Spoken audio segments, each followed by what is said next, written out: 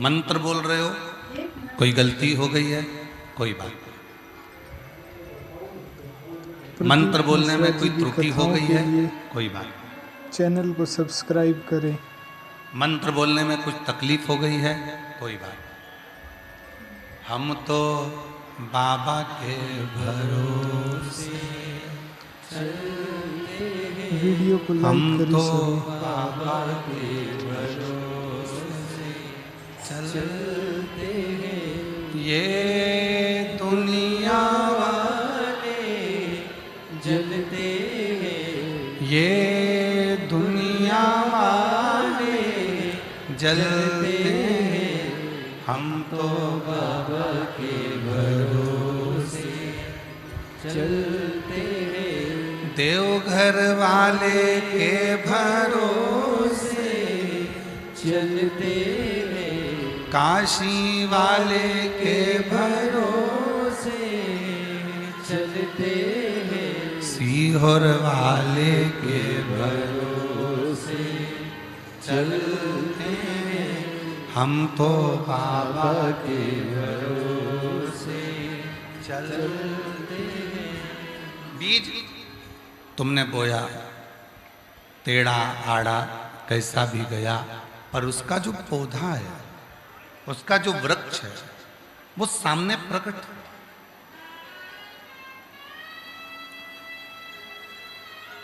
मिट्टी को बीज से मतलब था। मिट्टी को यह मतलब नहीं था कि टेढ़ा है कि आड़ा है कि सीधा है कि कैसा है। मिट्टी को बीज से मतलब था। उसी तरह ईश्वर को तुम्हारे भाव से मतलब है, शिव को तुम्हारे भोलेपन से मतलब है, शंकर को तुम्हारे निर्मल मन से मतलब है। दुनिया में कई लोग हैं कपट अंदर रखते हैं, वो कहते हैं ना, राम राम जपना पराया माल अपना, मुख में राम बगल में छुरी। मेरे परमात्मा को ऐसे लोग पसंद नहीं आते। मेरे परमात्मा को सहज भाव, सीधा भाव, नम्र भाव, सरलता का भाव तुम्हारे भीतर है। भले तुमने टेढ़ा आड़ा कैसे भी जपा, तुम जप तो रहे हो।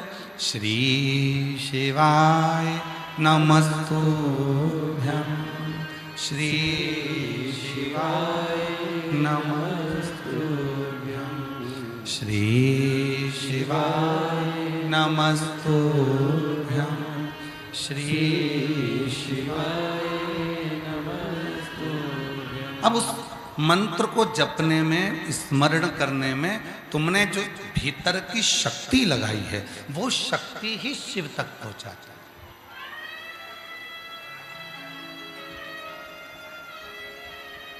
एक पत्र है बड़ा सुंदर, एक लड़के ने जिद पकड़ ली, उसको आईएएस ऑफिसर बनना है। उसने अपनी मम्मी से भी झगड़ा कर लिया। सीहोर वाला बाबा कहता है कि जो पंडाल में मांगो वो मिलता, तो मुझे आईएएस ऑफिसर बनना है तो मैं मानूं कि सीहोर वाला बाबा है, नहीं तो काहे को मानूं। विवेक कुमार जी, उस बच्चे ने जिद पकड़ी, उसका पत्र आया।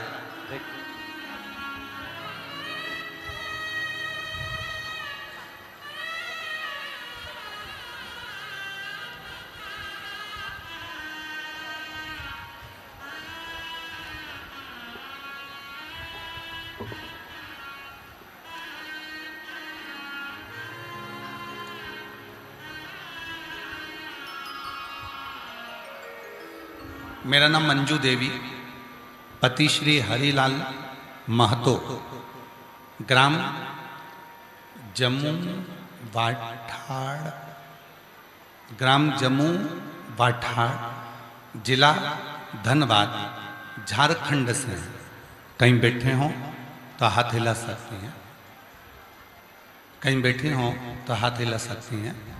मंजू देवी, पति श्री हीरालाल महतो, ग्राम जम्मू वाठाड़, जिला धनबाद, झारखंड से। मेरा मोबाइल नंबर ये है। श्री शिवाय नमस्तुभ्यम। गुरुजी, मैं एक लोटे जल का और शिव के मंदिर में सेवा का क्या फल है बताना चाहती हूँ। बाबा के मंदिर की सेवा, हम शिव के मंदिर की सेवा करते हैं, रोज जल चढ़ाते हैं, बाबा से विनती करते हैं। हमारे गांव के मंदिर में ज्यादा कोई मंदिर नहीं जाता आता, पर जब से आपकी शिव पुराण की कथा गांव के लोगों ने सुनी, तब से वो मंदिर जाना प्रारंभ कर दिए। अब हमारे गांव के मंदिर में लोग जाते हैं। गुरुदेव, मेरे 2 बच्चे हैं और दोनों बच्चों को एक ही बात कहती हूं कि शिव के मंदिर में जाया करो, जल चढ़ाया। मैंने अपने बच्चों को IIT की परीक्षा में, BHU बनारस में इंजीनियरिंग की पढ़ाई भी कराई। उसके बाद मेरे बड़ा बेटा शुभम कुमार महतो, उसने कहा मां मैं चाहता हूं कि मैं UPSC की परीक्षा दूं और UPSC क्लियर। क्या तुम्हारा वो सीहोर वाला बाबा मेरी UPSC क्लियर करा सकता? मां ने जब कहा तो कहा कि तू पढ़ाई तो कर। सीहोर वाला बाबा कहता है कि अपनी पढ़ाई को 4 गुना बढ़ाओ, मेहनत 4 गुना करो और मेहनत के साथ में शिव जी पे एक बेलपत्र लगाकर शिव को समर्पित कर कर फिर जाओ। मेरे बच्चे ने 2021 में UPSC की परीक्षा दी और बाबा की कृपा से उसका रेलवे में मैनेजमेंट सर्विस के पद पर जॉब मिला। अभी भी बेटे ने UPSC क्लियर नहीं कर पाए, सो तो उसके कारण बस उसने कहा मैं फिर से UPSC दूंगा। फिर UPSC दी और UPSC की परीक्षा देने के बाद जब उसका क्लियर नहीं आ रहा, तब उसने कह दिया अब मां तू बता मैं क्या करूं। तब मां ने कहा एक काम कर, वापिस परीक्षा दे। फिर परीक्षा दी और बाबा की कृपा से ऐसी कृपा बाबा ने करी कि एक परीक्षा में बाबा ने फिर Indian revenue service income tax में बाबा ने उसको क्लियर करा। फिर बाबा की कृपा से उसने फिर वापस परीक्षा दी और बाबा की ऐसी कृपा हुई गुरुदेव कि उसने UPSC क्लियर करा, 142 अंक लेकर आया और बाबा की कृपा से देवघर की कथा के पंडाल में बैठकर उसने कथा सुनी, वहां की मिट्टी को नमन करा। और जब बाबा की ऐसी कृपा हुई कि मालूम नहीं 3 महीने में बाबा ने कथा में क्या कर दिया कि 142 अंक लेकर वो IAS ऑफिसर बन गया। मैं शिव को नमन करता हूं, मैं शिव को प्रणाम करता हूं।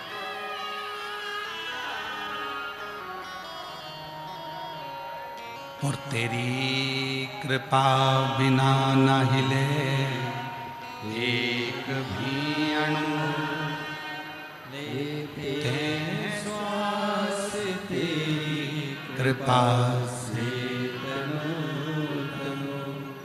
बखान क्या करो राखो के ढेर का चपटी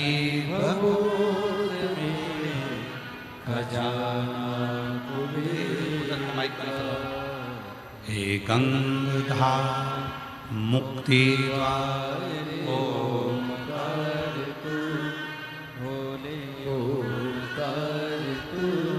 इस पत्र में उस बहन ने एक बात लिखी है,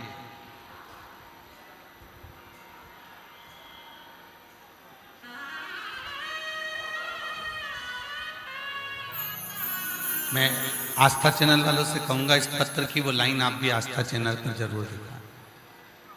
उस बहन ने जो लिखा,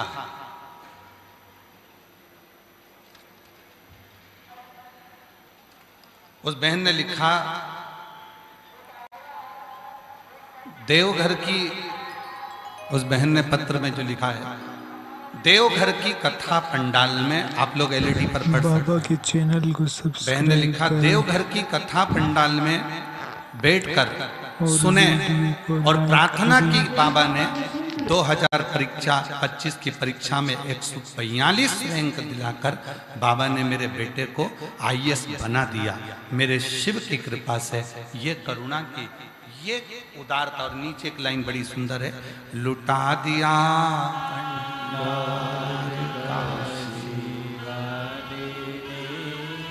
कर दिया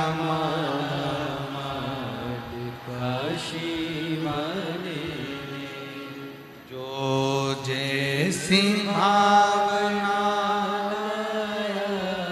वो वैसा ही फल पाया, नहीं खाली उसे लौटाया, वो मन ही मन हर्षाया और कर दिया माला माल काशी वाले लुटा दिया काशी वाले। कहाँ बैठे हो? शिव जी को उससे मतलब नहीं। पंडाल में बैठे हो कि पंडाल के बाहर बैठे हो, शिव जी को उससे मतलब नहीं। आगे बैठे हो कि पीछे बैठे हो, शिव जी को उससे मतलब नहीं।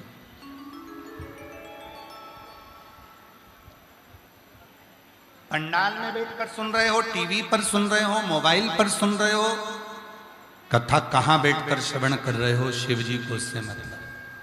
शिव तो ये देखते हैं कि तू अपना दिल, अपना मन, अपना भाव मुझसे कितना जोड़ रहा, कितना जोड़। फिर वही बात आ गई, बीज उल्टा गया जमीन में, सीधा गया जमीन में, पौधा जरूर लगेगा।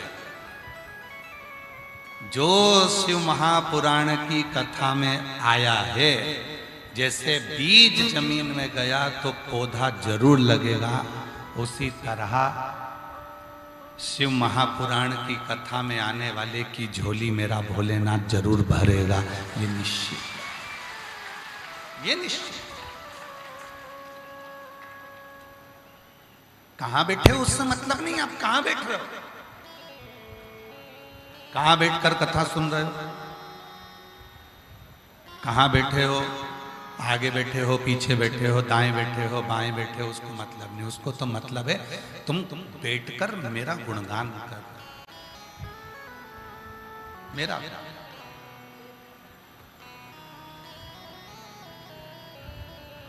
कल एक पत्र आया था, उसको ढूंढना पड़ेगा।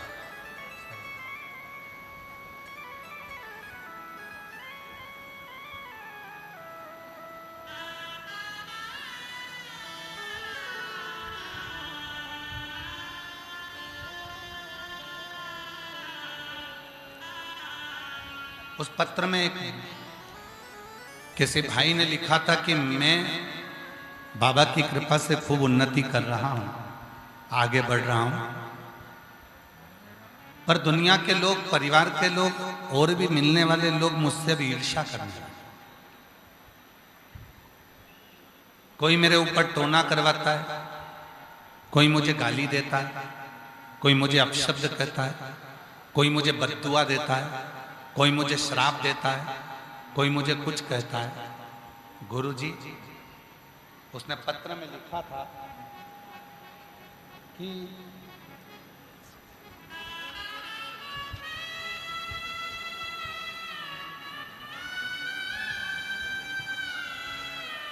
उसने पत्र में लिखा था कि मैंने अपनी जिंदगी में शिव महापुराण की कथा सुनकर एक नियम लिया कि मैं किसी का दिल कभी नहीं दुखाऊंगा। इसलिए मैं अपनी दुकान करता हूं, अपना व्यापार करता हूं, मैं कहीं ज्यादा जाता आता नहीं। कहीं बैठा हो वो व्यक्ति तो वो उसका पत्र ढूंढना पड़ेगा, उसका नाम ढूंढना पड़ेगा। पर लोग मुझे अपशब्द कहते हैं, लोग मुझे ताना देते हैं, लोग मुझे बद्दुआ देते हैं, लोग मुझे श्राप दे देते हैं। पहले मैं जब बहुत छोटा था, मेरी एक दुकान थी छोटी सी, और मैं बहुत गरीब परिस्थिति में था, तब कोई मुझे ना तो बदुआ देता था, ना श्राप देता था, ना अपशब्द कहता था, ना लोग मुझसे जलते थे, ना ईर्ष्या करते थे। अब तो लोग मुझसे ईर्ष्या करते, बदुआ देते हैं, अपशब्द कहते हैं। गुरुजी, कोई मुझ पर कुछ कर ना पाए और किसी की नजर मुझे ना लगे, उसके लिए मुझे क्या करना चाहिए? उसने प्रश्न किया। आज हम उसका उत्तर दे देते हैं। अगर वो बेटा कथा सुन रहा हो तो केवल 2 काम करो। एक माँ की सेवा करो, अपने घर में जो माँ है उसकी सेवा करो, और दूसरी महादेव की सेवा करो। बस फिर कुछ नहीं बिगड़ने।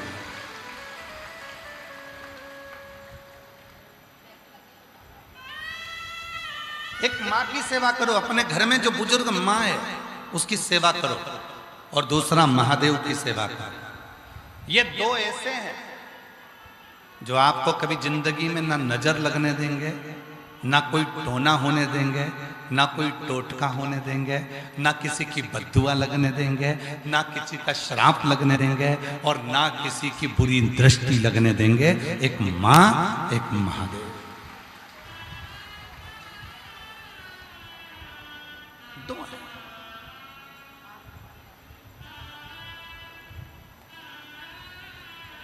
एक माँ और एक महादेव, ये 2 ऐसे हैं। एक माँ और एक महादेव ऐसे हैं जिनकी सेवा हमें नजर से बचा लेती है। इनका आशीर्वाद दुनिया में किसी की सामर्थ्यता नहीं है कि काट दे। एक माँ का आशीर्वाद, एक महादेव का आशीर्वाद ऐसा होता है कि इसकी कहीं काट नहीं हो सकती। दुनिया में कोई की सामर्थ्यता नहीं है कि माँ और महादेव के आशीर्वाद को कोई काट दे।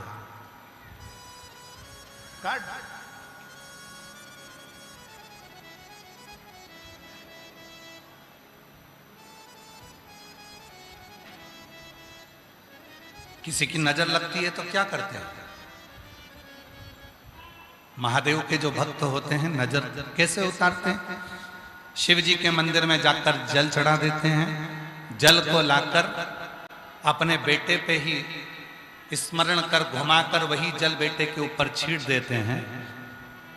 नजर कैसी भी हो वो कट ही जाती है, हाय कैसी भी हो वो कट ही जाती है। तो माँ की सेवा और महादेव की सेवा, ये 2 सेवा ऐसी है जो जिंदगी में कभी तुम्हें नजर नहीं लगने देगी, जो जिंदगी में कभी तुम्हें तकलीफ नहीं देगी, तुम्हें जिंदगी में कभी कष्ट नहीं। बाबा के चैनल को सब्सक्राइब करें और वीडियो को लाइक करें।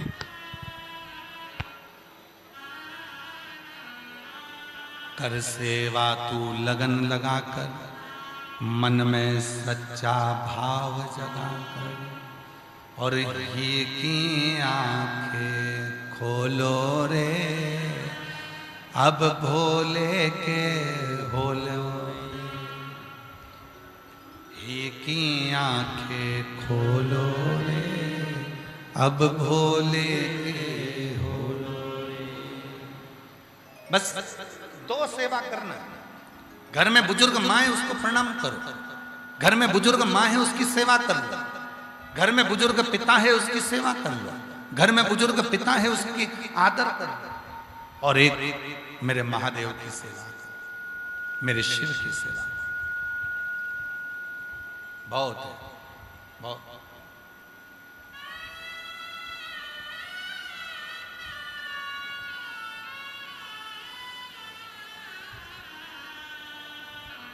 आपको मालूम है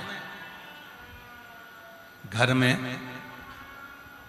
बुजुर्ग जो चले जाते हैं, घर की माँ, घर के पिता, घर का कोई बुजुर्ग चले जाता है तो घर में उसका फोटो लगाया जाता है। क्यों लगाते हैं? किस लिए लगाते हैं? उनका फोटो देखेंगे तो हमें क्या मिलेगा? घर की बुजुर्ग माँ, घर के बुजुर्ग पिता जब अपना देह त्याग कर चले जाते हैं तो उनका फोटो घर में लगा दिया जाता है। रोज भगवान को प्रणाम करते हैं तो हम उनको भी प्रणाम करते हैं। किस लिए करते हैं? 2 चीजों के लिए। एक, पूर्वजों को प्रणाम करने से, पूर्वजों के चित्र को प्रणाम करने से चित्त और चरित्र दोनों श्रेष्ठ रहते हैं।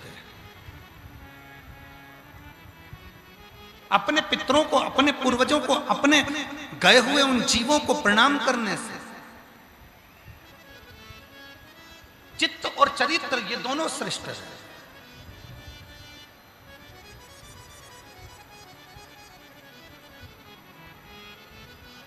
पर आज के जमाने में तो नए नए लोग आते हैं, सोशल मीडिया पे आकर कह जाते हैं कि पितरों का फोटो मत लगाना, कह देते हैं कि बुजुर्गों का घर में फोटो ही मत लगा।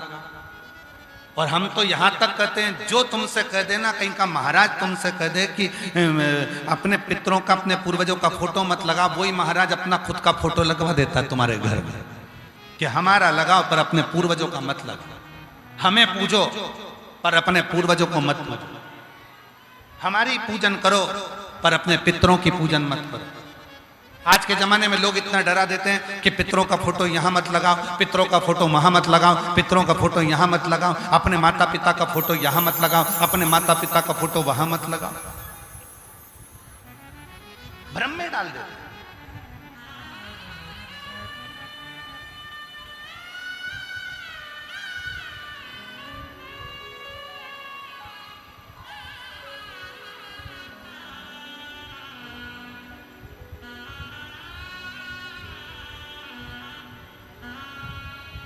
अभी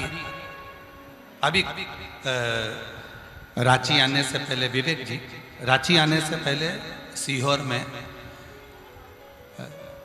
प्राण प्रतिष्ठा महोत्सव था मुरली मनोहर मंदिर में। विवेक जी, जब उसकी सूचना हमने किसी को नहीं दी थी, कारण था गर्मी बहुत तेज थी, सीहोर आप लोग आते, वहाँ थोड़ा पानी का तकलीफ होता, इसलिए उस अनुष्ठान को, प्राण प्रतिष्ठा को हमने गोपनीय रूप से किया। कलयुग में सतयुग, त्रेता युग और द्वापर युग, इन तीनों का समावेश कुबेरेश्वर धाम की धरा पर कर दिया। शंकर पार्वती जी, सीताराम जी और कृष्ण राधा जी कुबेरेश्वर धाम पर कलयुग में सतयुग, त्रेता और द्वापर।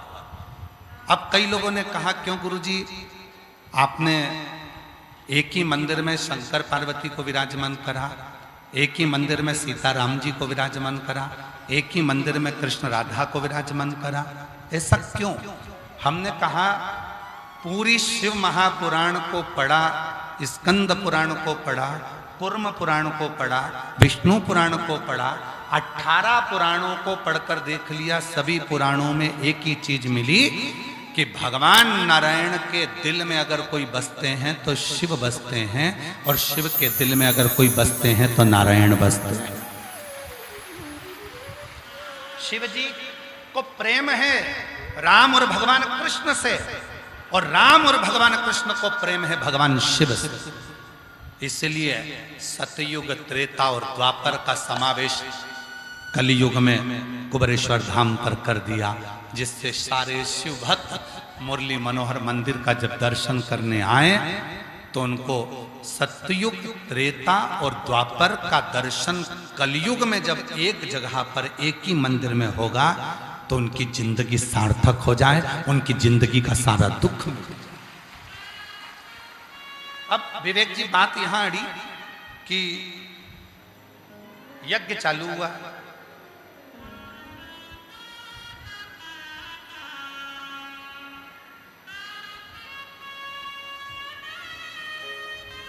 और एक बुजुर्ग मां,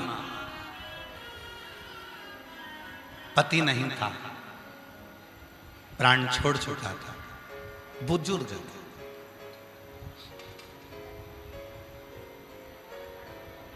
मध्य प्रदेश के ही रतलाम की आई। उसने देखा यहां कोई यज्ञ चल रहा है, अनुष्ठान चल रहा है। उसने कहा, क्या मैं बैठ जाऊं अनुष्ठान में? पर मैं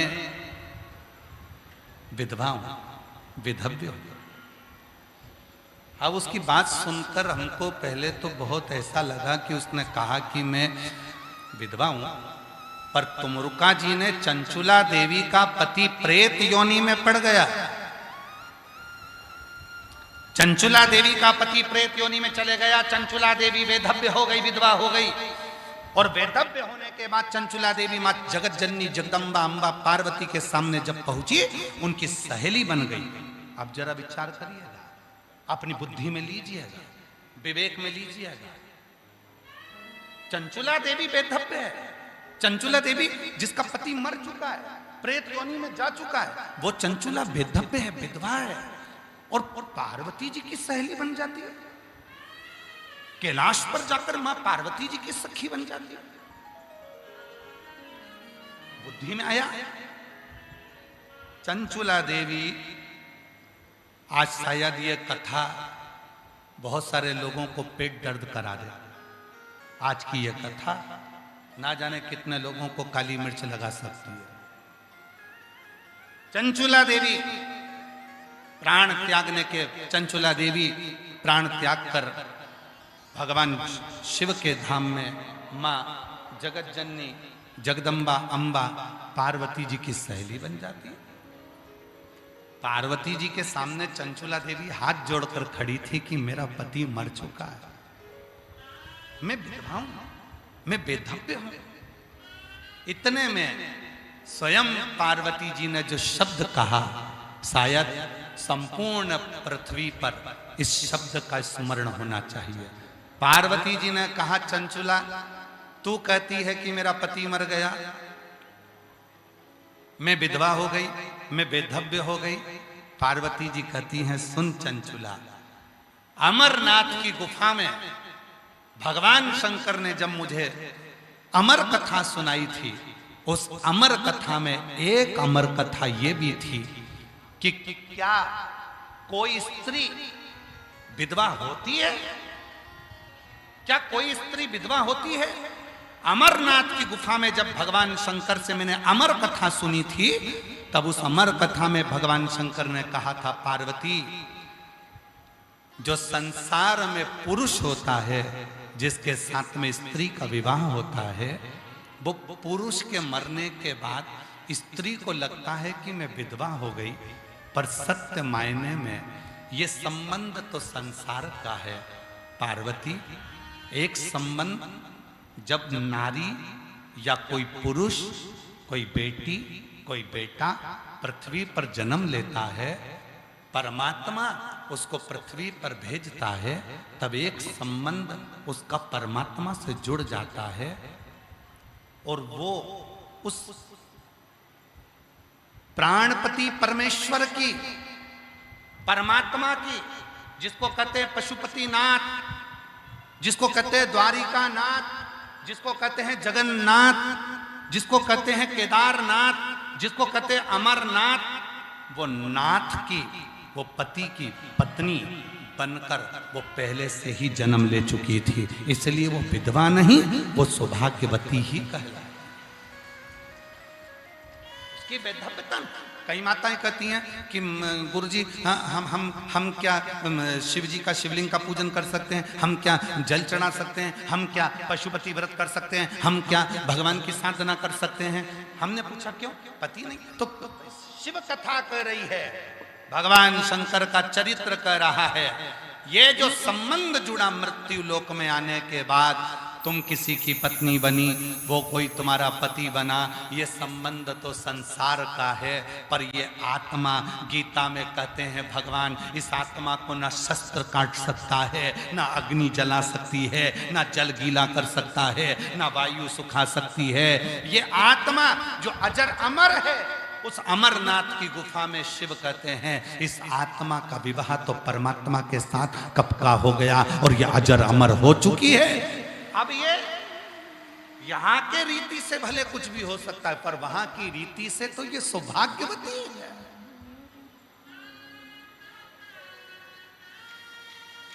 रीति से। आओ मेरी सखियों, मुझे मेहंदी लगा दो, मेहंदी लगा दो मुझे और मुझे भोले बाबा की दुल्हन बना दो, मुझे भोले बाबा की दुल्हन बना। फिर संवाद आगे आया।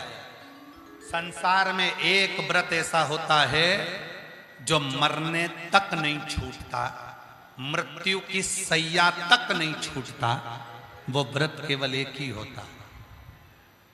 बताओ, सब लोग बताओ, कौन सा व्रत है वो? अब इधर होता है कि नहीं होता हमको नहीं मालूम है, पर हमारे उधर उस व्रत की प्रधानता है जिसको कहते हैं हरतालिका तीज। बोलो बोलो बोलो, इधर होता है क्या? जम के तो बोलो, होता है हरतालिका तीज। एक व्रत ऐसा है, कुंवारी हो तो भी व्रत कर सकती हो, लड़की हो तो भी व्रत कर सकती हो, शादी हो गई तो भी व्रत कर सकती हो, किसी भी अवस्था में हो व्रत कर सकती हो, किसी भी अवस्था में हो व्रत कर सकती हो। वो व्रत अंतिम सांस तक चलता है। अब किसी ने पूछा कि कई बार पति चले जाता है, कई बार पत्नी चली जाती है, तो ये व्रत हरतालिका तीज का व्रत, कोई बुजुर्ग हो गई 70 साल की, 72 साल की, उसका पति नहीं है और वो भी व्रत कर रही है। अब जरा विचार करिए, वो भी पूजन कर रही है, तो सारे जितने व्रत हैं उसमें तो कहा गया कि भाई ऐसे ऐसे व्रत करो, पर इस व्रत में तो वो जैसी है वैसी ही व्रत करेगा। क्यों? क्योंकि हरतालिका तीज का व्रत केवल व्रत नहीं होता, हरतालिका तीज का व्रत अमरनाथ की कथा से जुड़ा हुआ है। ये आत्मा और परमात्मा का व्रत है। ये आत्मा का विवाह जो शिवजी के साथ में एक बार पहला हरतालिका तीज का व्रत होता है, तब यह आत्मा परमात्मा से जुड़ जाती है और उसको मालूम होता है कि मेरा पति जो साथ में रह रहा है तो संसार का है, पर सही पति तो वो प्राणपति परमेश्वर मेरा महादेव ही है।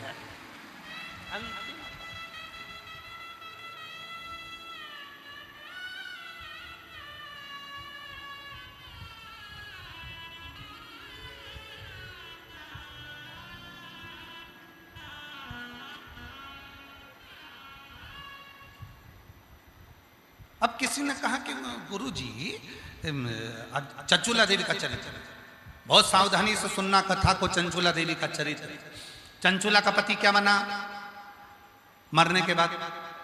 जम के बोलो, प्रेत। चंचूला कौन बनी मरने के बाद? पार्वती जी की सहेली। अब अगर पति प्रेत बना था तो इसको भी तो भूतनी बनना था। बोलो बोलो, सही है कि गलत है?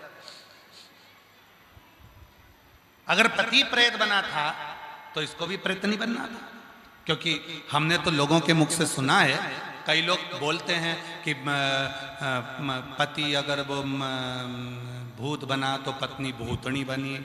हे भाई, तू समोसा खाएगा तो तेरा पेट भराएगा, वो समोसा खाएगी तो उसका पेट भराएगा।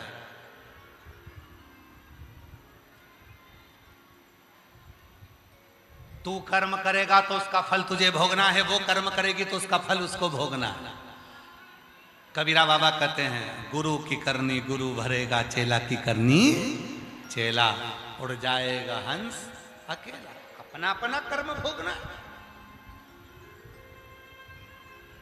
तो संसार में जिससे तुम्हारा संबंध हुआ है वो अपना कर्म भोग कर ना जाने कौन सी योनि में वो जा रहा होगा, अपना कर्म भोग कर अपन ना जाने कौन सी योनि में जा रहे होंगे।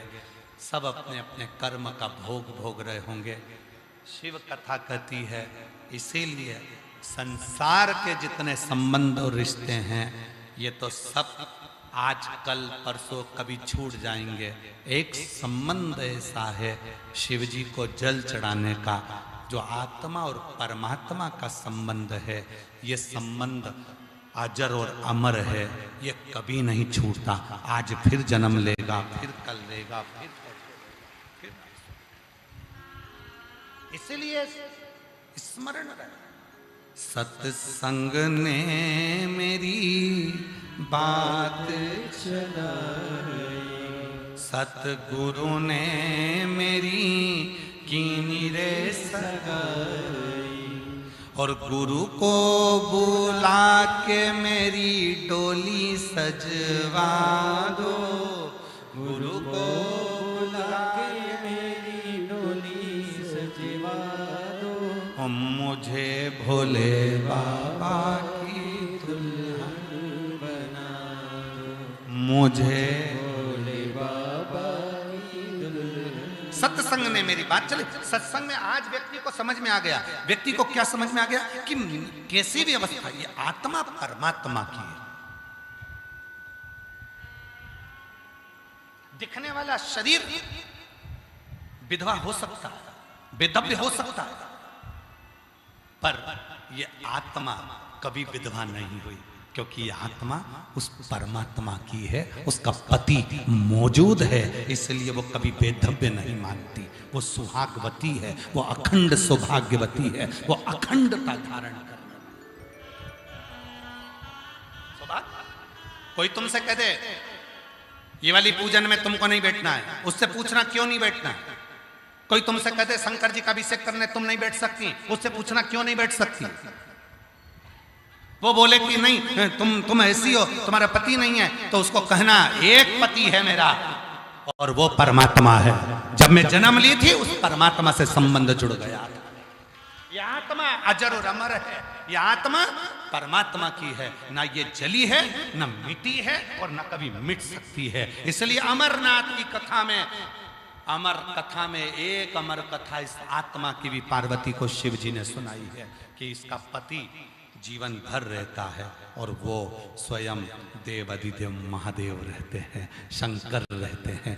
वो आत्मलिंग के रूप में विराजमान होता है। आत्मलिंग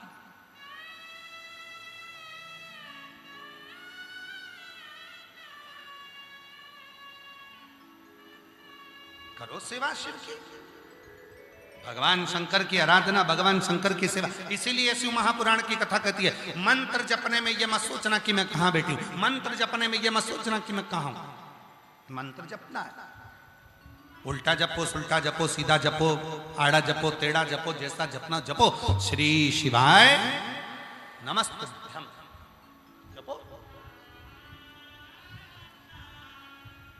एक मंत्र की प्रबलता। एक पत्र है, अच्छा है, सुनिए।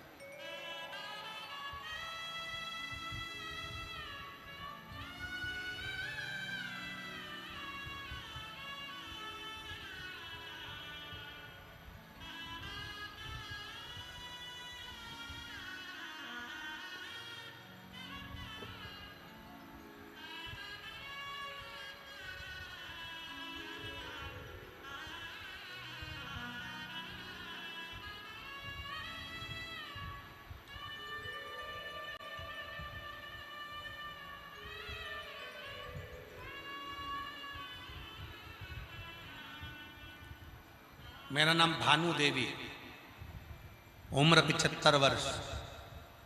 कहीं बैठी हो भानु देवी, उम्र 75 वर्ष। आ जाइए, आप ही हैं, आ जाओ।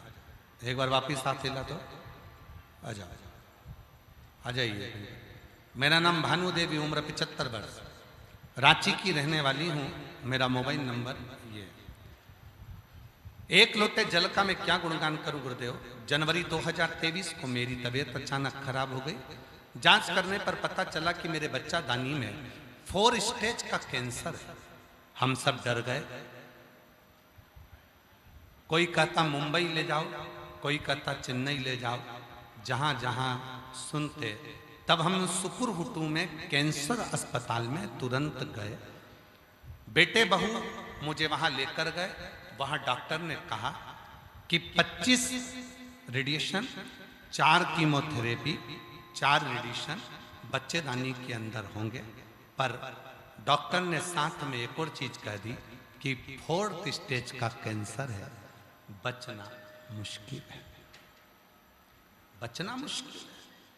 बच जाए वो कुछ नहीं। शरीर में पूरे में कैंसर फैल चुका है।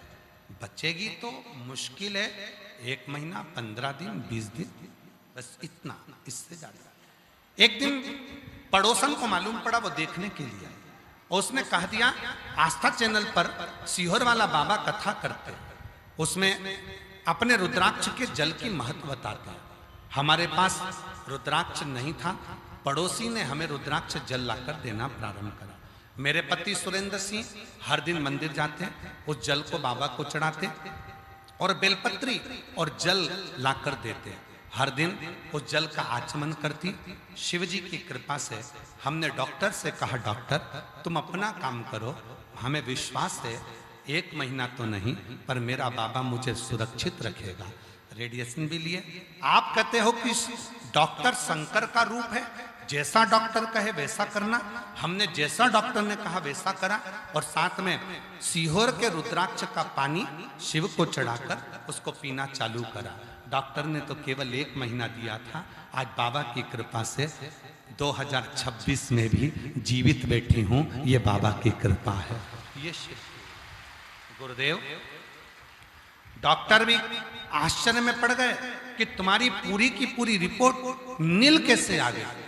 शंभू की कृपा, उदारता जब होती है तो शिव उसको स्वीकार करता है। और शंभू शरणे मांगू घड़ी रे घड़ी, दुख काटो दया करीन दर्शन आपो। ओ शंभु शरणे। हमारा निवेदन स्वीकार करिएगा। जो लोग धीरे धीरे थोड़ा खंबे के पास में जो भी हैं, धीरे धीरे थोड़े बाहर की ओर बढ़ते जाएंगे। और हवा जब तेज रहे तो आप लोगों से निवेदन है कि पीछे वाले जितने भी पंडाल में बैठे हुए हैं वो लोग पीछे मैदान की ओर बढ़कर आराम से कथा को श्रवण करें। शंभु शरणे मांगू घड़ी रे घड़ी, दुख काटो दया करीन दर्शन आपो। ओ शंभु शरणे पड़ी, मांगू घड़ी रे घड़ी, दुख काटो दया करीन दर्शन आपो। ओ शंभु शरणे पड़ी, मांगू घड़ी रे घड़ी, दुख काटो दया करीन दर्शन आपो।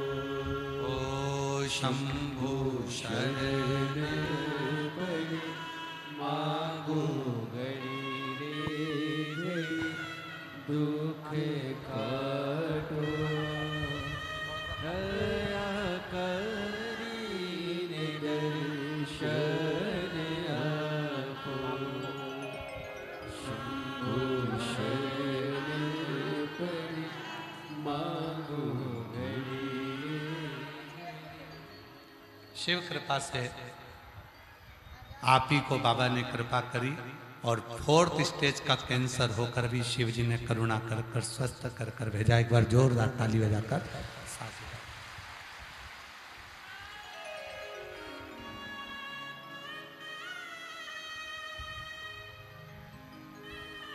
शिव कथा कह रही है, भगवान शंकर का चरित्र कह रहा है, शिव महापुराण की कथा वर्णन कर रहे हैं, शिव तत्व कर रहे हैं।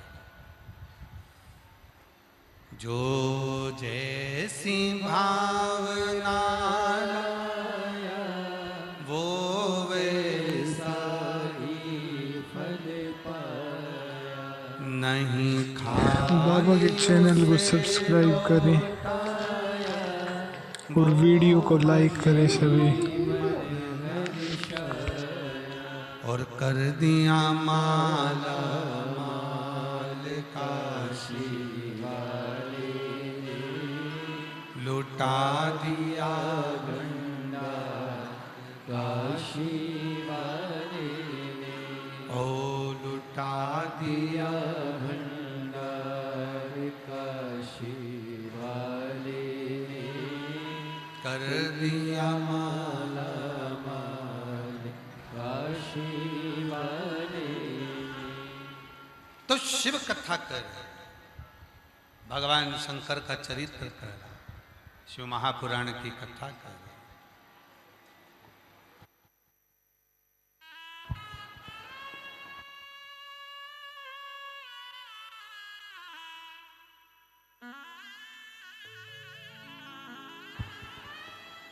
आप लोगों से एक निवेदन स्वीकार करें। जो लोग खंभों के पास में बैठे हुए हैं, जो लोग खंभों से, आप लोगों से निवेदन है कि आप लोग पंडाल के बाहर जहां खाली ग्राउंड है वहां जाकर बैठना प्रारंभ करें। आप लोगों से निवेदन है, गुरु की बात को मानना चाहिए। जो लोग जहां जहां बैठे हैं, पीछे भी ग्राउंड खाली है और खाली जो ग्राउंड है उस खाली ग्राउंड में बैठे जाके। जो लोग खंभों के पास में हैं या जहां है वहां से थोड़ा खाली ग्राउंड में जाकर बैठे। आप लोगों से निवेदन।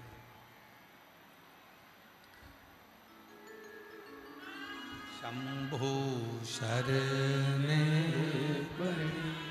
मांगो घड़ी रे घड़ी दुख काटो दया दीन दर्शन आपो शंभु शरण पड़ी मांगो घड़ी रे घड़ी दुख काटो दया करीने दर्शन आपो। शिव कथा कर रही है, भगवान शंकर का चरित्र कर रहा है। तो जिस भाव से ये आत्मा उस परमात्मा की है जिसको कोई काट नहीं सका। इस आत्मा को न जल गीला करा है, इस आत्मा को न शस्त्र काटा है, इस आत्मा को न अग्नि जलाई है, इस आत्मा को न वायु, इस आत्मा को परमात्मा को। शिव कथा कर, बाबा की कथा कर।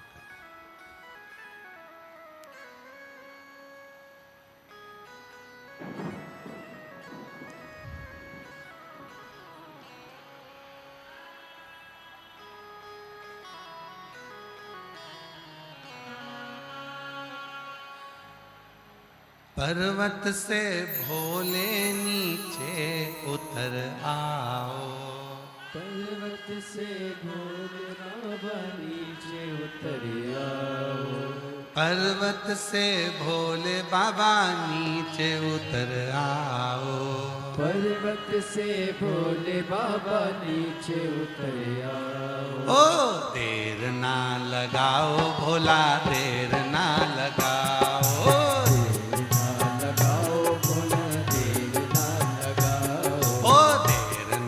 लगाओ भोला, देर ना लगाओ, देर ना लगाओ भोला, देर ना लगाओ।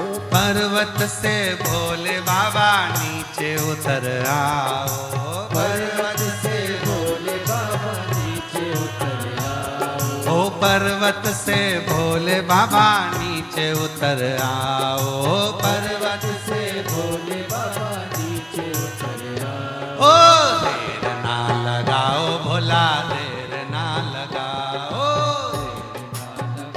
भोला देर ना लगाओ, ओ देर ना लगाओ भोला, देर ना लगाओ, ओ पर्वत से भोले बाबा नीचे उतर आओ, पर्वत से भोले बाबा नीचे उतर आओ, ओ पर्वत से भोले बाबा नीचे उतर आओ, पर्वत से भोले बाबा नीचे उतर आओ। ओ देर ना लगाओ भोला, देर ना लगाओ, देर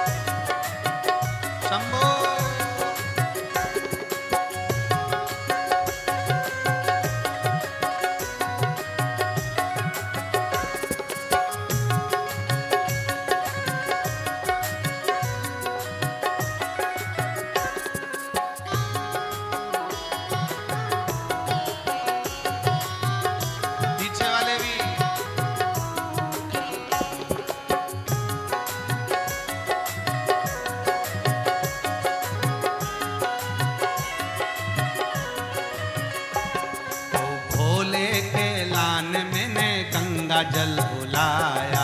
भोले के लाल मैंने गंगा जल बुलाया। ओ भोले के लान मैंने गंगा जल बुलाया। भोले के लाल मैंने गंगा जल बुलाया। ओ जल्दी नहाओ भोला देर ना लगाओ। जल्दी नहाओ भोला देर ना लगाओ। ओ जल्दी नहाओ भोला देर ना लगाओ। आओ भोला देर ना लगाओ। ओ देर ना लगाओ भोला देर ना लगाओ।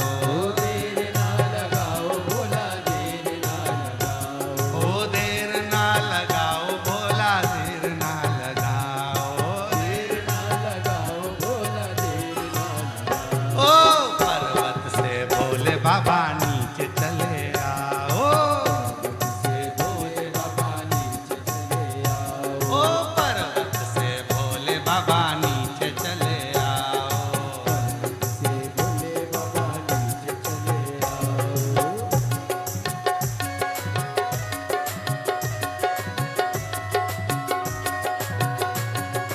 शंभो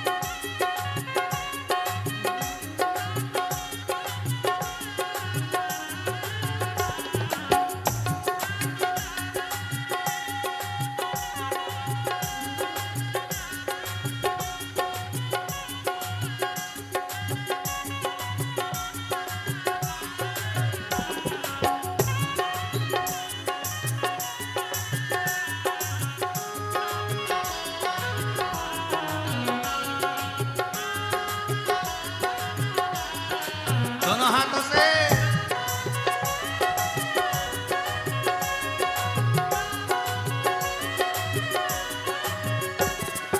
भोले के लान मैंने भोजन बनाया।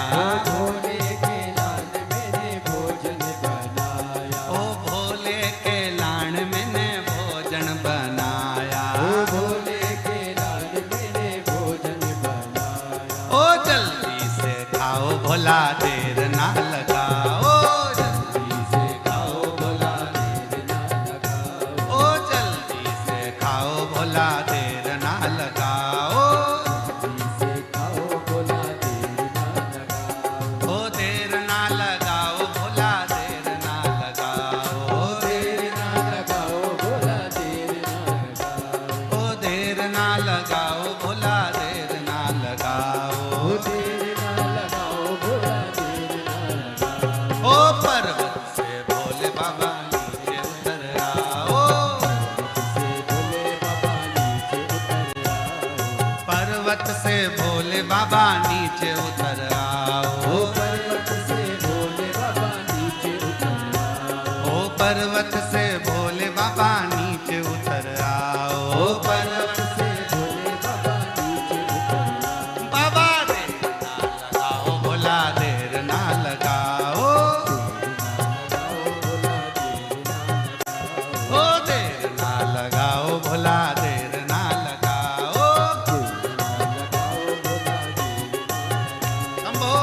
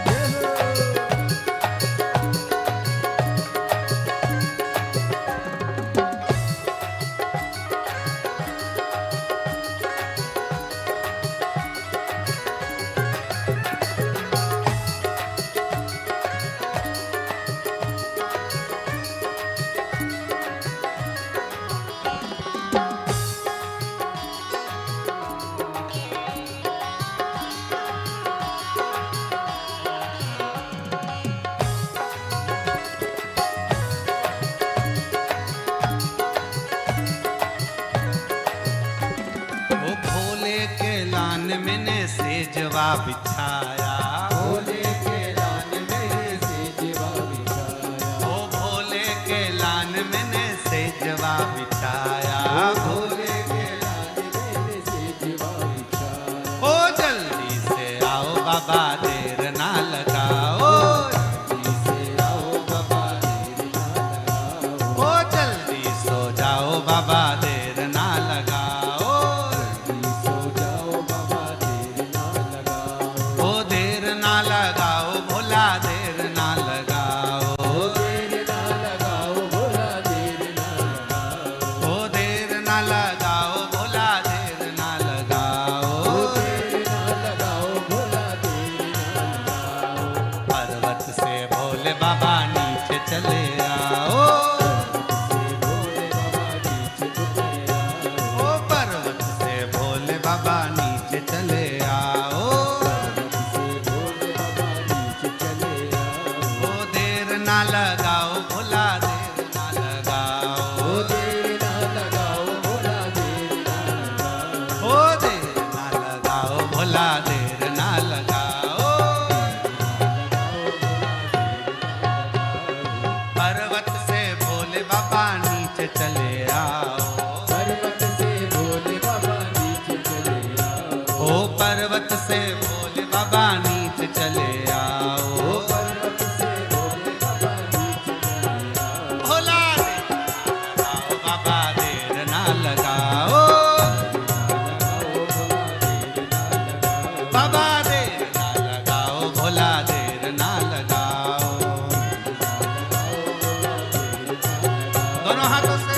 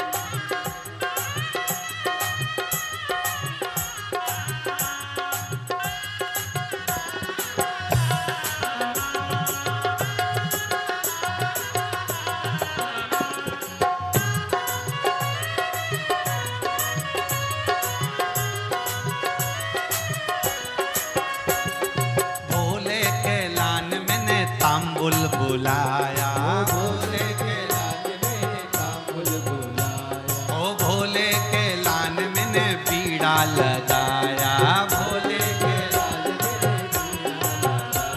ओ जल्दी से आओ बाबा भोग लगाओ, ओ जल्दी से आओ बाबा भोग लगाओ, देर ना लगाओ बाबा देर ना लगाओ, ओ देर ना लगाओ भोला देर ना लगाओ, पर्वत से भोले बाबा नीचे चले आओ, पर्वत से भोले बाबा नीचे चले आओ, पर्वत से भोले बाबा नीचे चले आओ, ओ पर्वत से भोले बाबा नीचे चले आओ, पर्वत से भोले बाबा नीचे चले आओ, बाबा देर ना लगाओ भोला देर ना लगाओ, बाबा देर ना लगाओ, ओ देर ना लगाओ भोला देर ना लगाओ, ओ देर ना लगाओ भोला देर ना लगाओ,